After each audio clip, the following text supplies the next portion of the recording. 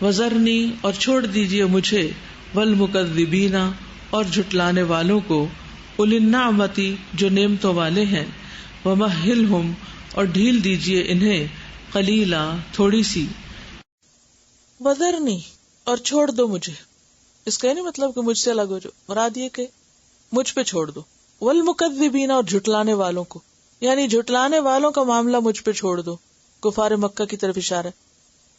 اولی النعمتی جو عیش پرست ہیں، نعمت کہتے ہیں ہر طرح کی عیش و عشرت کو، مال و اولاد کی بہتات، عیش پرست اور دنیا کی ٹھاٹ میں جینے والے، اور اس وجہ سے تمہاری بات جھٹلانے والے، ان کا معاملہ مجھ پہ چھوڑ دو، ان سے میں نپٹوں گا۔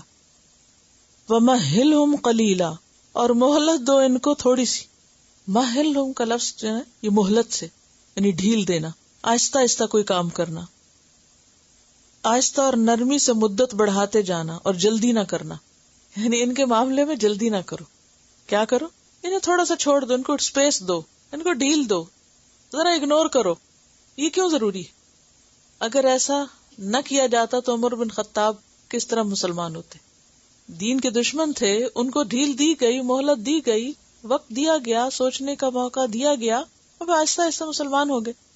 خالد بن ولید کو آپ دیکھیں کہ کب مسلمان ہوئے، لیکن اس کے بعد کیسی کیسی کوششیں کی۔ آپ کو یاد ہے کہ جنگ موتا میں، جنگ موتا کو سنا کبھی؟ جنگ موتا جو تھی اس میں رومیوں سے جنگ تھی، اور یہ پہلی جنگ تھی جس میں آپ صلی اللہ علیہ وسلم نے حضرت زید بن حارثہ کی زیر قیادت لشکر بھیجا تھا جو 3000 کا تھا، اور آپ نے کہا تھا کہ زید لشکر کے امیر ہوں گے، اگر وہ شہید ہو گئے تو جعفر ہوں گے، وہ شہید ہو گئے تو عبداللہ بن رواحہ ہوں گے۔ زید اور جعفر مہاجر تھے، عبداللہ بن رواحہ مدینہ والوں میں سے تھے۔ جب یہ لوگ جا کے رومیوں کے مقابلے میں کھڑے ہوتے ہیں، وہ 2 لاکھ ہیں اور یہ صرف 3000 ہیں، ذرا سوچئے۔ اور عربوں نے اس سے پہلے کبھی اتنی تعداد میں فوج دیکھی نہیں تھی، کیونکہ عرب بہت تعداد میں کم تھے، کیونکہ دور دور قبیلے، مجموعی تعداد بھی ان کی کم تھی۔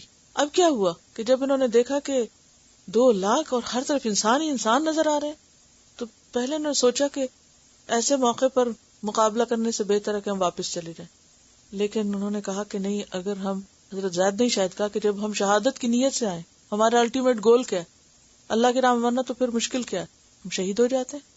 بہرحال حضرت زید شہید ہوئے، حضرت جعفر شہید ہوئے، حضرت عبداللہ بن رواحہ شہید ہو گئے۔ اس کے بعد کس نے کمان سنبھالی؟ خالد بن ولید نے، اور پانسا پلٹ دیا، 2 لاکھ کا مقابلہ کر کے جیت کے واپس آئے۔